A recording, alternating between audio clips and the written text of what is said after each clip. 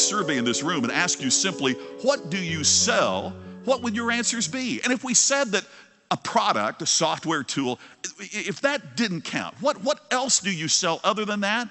I bet the responses would be very similar, regardless of where you are from in the world, regardless of what your specific specialty might be.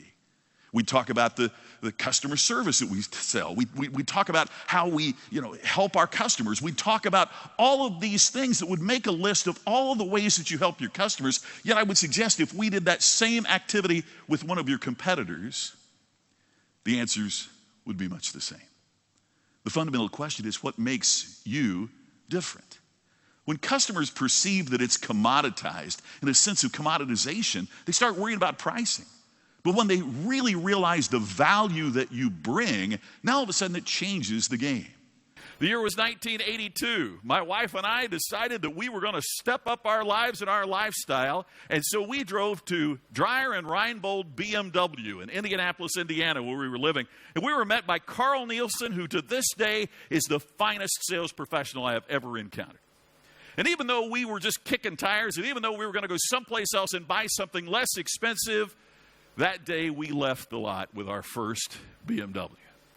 But not only did we purchase that BMW, because of the experience that Carl created for us, we have become good customers of Dreyer and Reinbold BMW.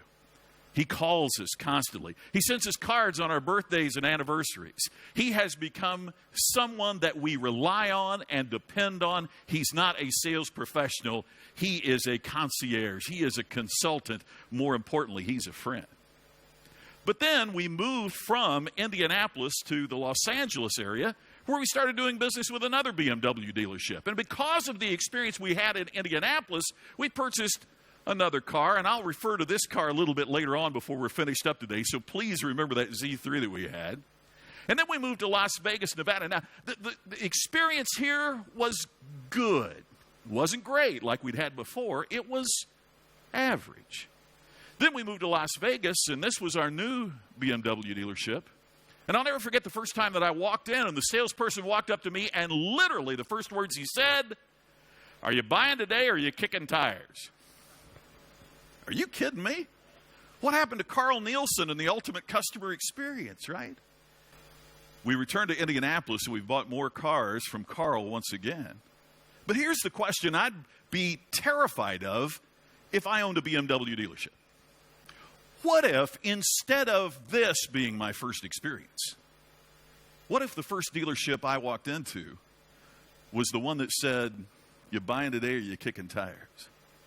What would have happened if I would have had an average or inferior experience?